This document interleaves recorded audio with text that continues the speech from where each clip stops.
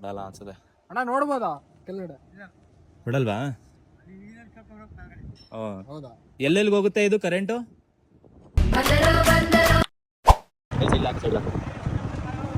ವಾಪಸ್ ಇಲ್ಲಿಗೆ ಬರಲ್ಲ ಬಾ.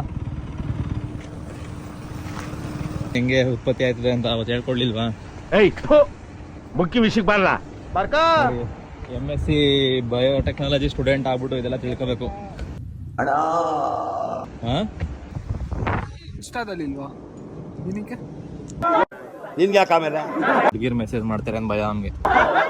ಯಾವ ಇವೆಲ್ಲ ನೋಡ, ಆ ಕಡೆ ಇರೋದು ಡ್ಯಾಮ್, ಅಲ್ಲಿ ಒಂದು ಅದೇ ಒಂದು ಬ್ರಿಡ್ಜ್ ಐತೆ ಗೊತ್ತಾ?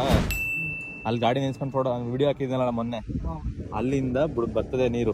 ಆಯ್ತು, ಆಮೇಲೆ ಬಂದು ನೋಡಿ ಇಲ್ಲಿ ಸೆಕ್ಷನ್ ಇದೆ, ಇಲ್ಲಿ ಈ ಜಾಗದಲ್ಲಿ ಇಲ್ಲಿ ಒಳಗಡೆ ಹೋಯ್ತದೆ ನೀರು. ಅಲ್ಲಿ ನೀರು ಅದ್ರಾಗದೇ ಹೋಯ್ತಾ ಇತ್ತು ಅಥವಾ ಸಕ್ಷನ್ ಇಂದ ಹೋಯ್ತಾ ಇದ್ರೆ ಗೊತ್ತಾಯ್ತಲ್ಲ. ನೋಡಿ ಹೆಂಗ್ ಫೋರ್ಸ್ ಆಗಿ ಹೋಯ್ತಾ ಇದೆ, ಅದು ತರ ಎಳ್ಕೊಳ್ಳೋ ತರ ಹೋಯ್ತಾ ಇದೆ ಅದು. ಗ್ರಾವಿಟೇಷನ್ ಫೋರ್ಸ್ ಇಂದ ಈ ಗೇಟು ಓಪನ್ ಕ್ಲೋಸ್. ಆಯ್ತು, ಆಮೇಲೆ ನೋಡಿ ಈ ಗೇಟ್ ಇಂದ ನೀರು ಬಿಟ್ಟಿದ್ದು ಹಿಂಗೆ ಸ್ಲೋಪ್ ಇರ್ತದೆ, ಹಿಂಗೆ ಓಕೆನಾ? ಆ ಸ್ಲೋಪ್ ಅಲ್ಲಿ ಹೋಗಿ ಏನೋ ಪೈಪಲ್ಲಿ ಹೋಗಿ ಅಲ್ಲಿ ಕೆಳಗಡೆ ರೋಟರ್ ಇರ್ತದೆ, ಟರ್ಬೈನ್. ಬಿಡಲ್ಲ ಅನ್ಸುತ್ತೆ. ಅಣ್ಣ ನೋಡ್ಬೋದಾ ಕೆಳಗಡೆ? ಬಿಡಲ್ವಾ? ಹೌದಾ? ಎಲ್ಲೆಲ್ಲಿಗೆ ಹೋಗುತ್ತೆ ಇದು ಕರೆಂಟು? ನಿನ್ಗೆ ಯಾಕೆ ಆಮೇಲೆ ಬೆಳ್ಗೋಳ ನೋಡಿ ಹಿಂಗೆ ಸ್ಲೋಪ್ ಇರ್ತದೆ ಕಣಗೆ, ಅಲ್ಲಿ ಅದ್ರದ್ದು ಅಂಡರ್ ಗ್ರೌಂಡಲ್ಲಿ ಇರುತ್ತೆ ಟರ್ಬೈನ್, ಅದು ಮೇಲೂ ಇರಲ್ಲ. ಹಿಂಗೆ ಹೋಗಿ ನೀರು ಟರ್ಬೈನ್ಗೆ ಹೊಡೆಯುತ್ತೆ ಹಿಂಗೆ. ಆ ಹೊಡೆಯೋ ಹಿಂಗೆ ತಿರುಗುತ್ತಲ್ಲ ಟರ್ಬೈನು ತಿರುಗುತ್ತಲ್ಲ, ಅದ್ರ ಸುತ್ತ ಮ್ಯಾಗ್ನೆಟ್ ಇರುತ್ತೆ, ಮ್ಯಾಗ್ನೆಟ್ ತಿರುಗಿಸುತ್ತೆ ಅದು.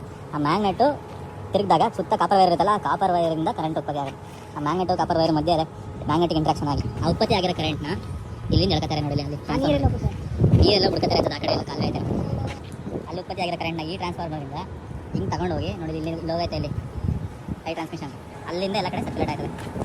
ನಿನ್ನಂಗೆ ಪೂರ್ತಿ ಅರ್ಥ ಆಗಲ್ಲ, ಯಾರಿಗೂ ಅರ್ಥ ಆಗಲ್ಲ, ಯಾವುದೂ ಅರ್ಥ ಆಗಲ್ಲ. ಅರ್ಥ ಆಗುತ್ತೆ ಅಂತ ಅನ್ಕೊಂಡಿದೀವಿ ಅಷ್ಟೇ.